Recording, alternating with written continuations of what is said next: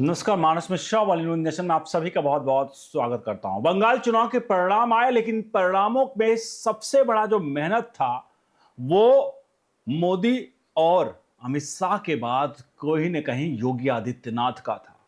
और योगी आदित्यनाथ ने जैसे जितनी भी रैलियां की, लगभग 100% का स्ट्राइक रेट था। लेकिन ये 100% का स्ट्राइक रेट वाले के जब परिणाम आए तो हर कोई इंतजार कर रहा था कि आखिरकार मुख्यमंत्री उत्तर प्रदेश योगी आदित्यनाथ क्या बोलेंगे। और अब उत्तर प्रदेश के मुख्यमंत्री योगी आदित्यनाथ का चुनाव परिणामों पर मंच से गरजे आपको दिखाने जा रहे हैं कि कैसे पलटा चुनाव।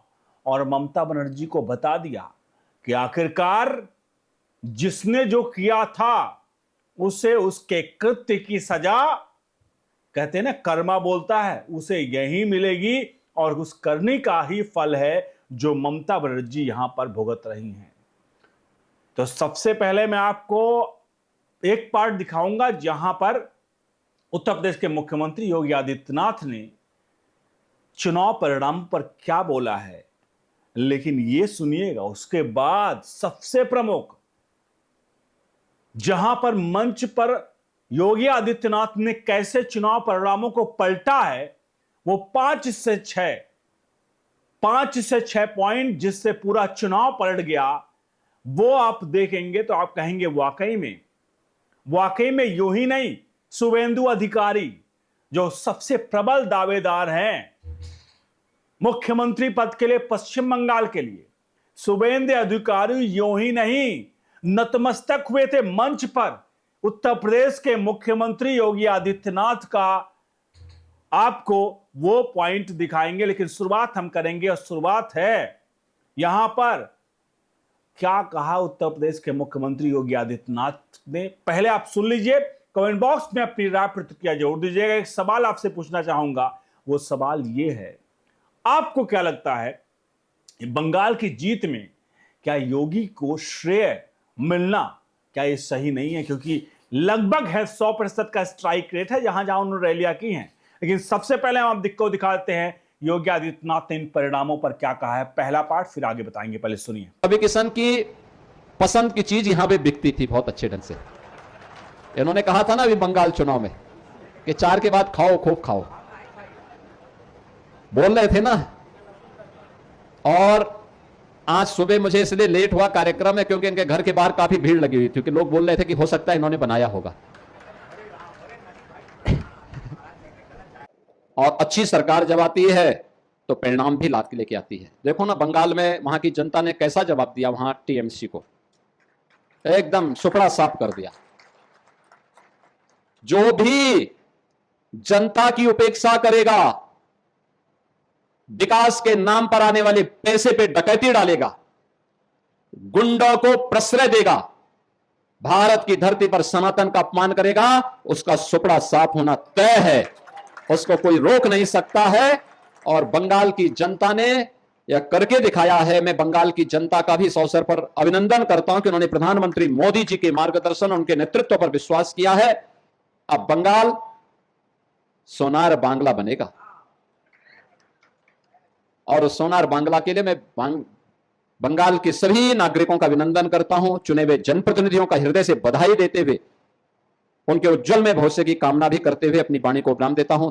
आपने उत्तर प्रदेश के मुख्यमंत्री योगी आदित्यनाथ को सुना। उन्होंने मजे मजे में अपने एक सांसद गोरखपुर के रवि किशन का भी थोड़ा सा चुटकी लिया, और चुटकी भरे अंदाज में उसके बाद पश्चिम बंगाल के ममता बनर्जी को उन्होंने साफ शब्दों में कह दिया कि जो करना है, जो सही करेगा जनता के लिए, वही उसी को जनता चुनेगी, नहीं तो उसे सत्ता से बाहर होना पड़ेगा। लेकिन सबसे प्रमुख पॉइंट जहां पर ये पूरा योगी आदित्यनाथ ने ये जो चुनाव पलटा, वो सबसे प्रमुख पॉइंट जरा देखिए आपके सामने। और कमेंट बॉक्स में एक पॉइंट पर अपनी राय प्रतिक्रिया जरूर दीजिएगा, क्योंकि योगी आदित्यनाथ जो कहते हैं वो करते हैं, और ये नामुमकिन को भी मुमकिन बना देते हैं। और इनके लिए हर एक चीज, कुछ भी इनके लिए नामुमकिन नहीं है, हर चीज मुमकिन कर देते हैं। ये आपने उत्तर प्रदेश में देख लिया। माफिया राज से लेकर के जितने भी चीजें थी और विकास तक लेकर आए। और अब देखिए क्या क्या पॉइंट बंगाल में कैसे इन्होंने पटरी पर लाई रेलवे को, मतलब सरकार को। देखिए आपके सामने के पॉइंट। 26 को पुरुलिया में एक जनसभा थी। योगी आदित्यनाथ का बयान था, बंगाल में दंगे नहीं विकास चाहिए, यहां कानून व्यवस्था खत्म हो चुकी है। निशाना था ममता बनर्जी सरकार, मुद्दा था लॉ एंड ऑर्डर। साफ तौर पर उन्होंने कहा था विकास चाहिए, दंगे नहीं। उत्तर प्रदेश के मुख्यमंत्री योगी आदित्यनाथ ने साफ तौर पे कहा था कि यूपी जाइए। यूपी में क्या होता है आप जाकर देखिए, उत्तर प्रदेश में क्या होता है, कैसे वहां पर आज दंगा रहित प्रदेश है। यूपी में नो कर्फ्यू, नो दंगा, सब है आज चंगा। या आपने उत्तर प्रदेश के मुख्यमंत्री योगी आदित्यनाथ को मतलब कहते हुए देखा होगा। आगे बढ़ते हैं। 2 मार्च को बांकुड़ा में एक रैली थी। योगी आदित्यनाथ ने बयान दिया, अगर बंगाल में बीजेपी आई तो दंगाइयों के पोस्टर लगेंगे और कार्रवाई होगी। यूपी मॉडल का यानी बुलडोजर का जिक्र किया। संदेश था कठोर प्रशासन का वादा। याद करिए जो वादा किया था उत्तर प्रदेश के मुख्यमंत्री योगी आदित्यनाथ ने कि बुलडोजर चलेगा। और भैया उधर चुनाव के परिणाम आ ही रहे थे, उधर अगले दिन ही बुलडोजर पहुंच गया एक मार्केट में। और वो मार्केट में टीएमसी के गुंडे बेचारे व्यापारी के घर को, माफ कीजिएगा, व्यापारी के दुकान को घेर करके उसके घर को मतलब पूरे के पूरे कब्जा करके टीएमसी का दफ्तर बना दिया था। और जब पहुंचता है बाबा का बुलडोजर, क्योंकि बाबा का बुलडोजर इसलिए कह रहे हैं क्योंकि ये मॉडल योगी का है, और योगी ने साफ कहा था कि जब हमारी सरकार आएगी तो बुलडोजर एक्शन होगा। और जितने दंगाई हैं उनका पोस्टर चौराहों पर लगेगा। आज जो कुछ भी हिंसक दंगा हुआ है पश्चिम बंगाल में चुनाव के बाद इक्के दुक्के, आपको लगता है कि अगर शुभेंदु अधिकारी भी बनते हैं तो उन्होंने अपना आइडियल किसको माना है? आपने कभी देखा इस पूरे चुनाव के दौरान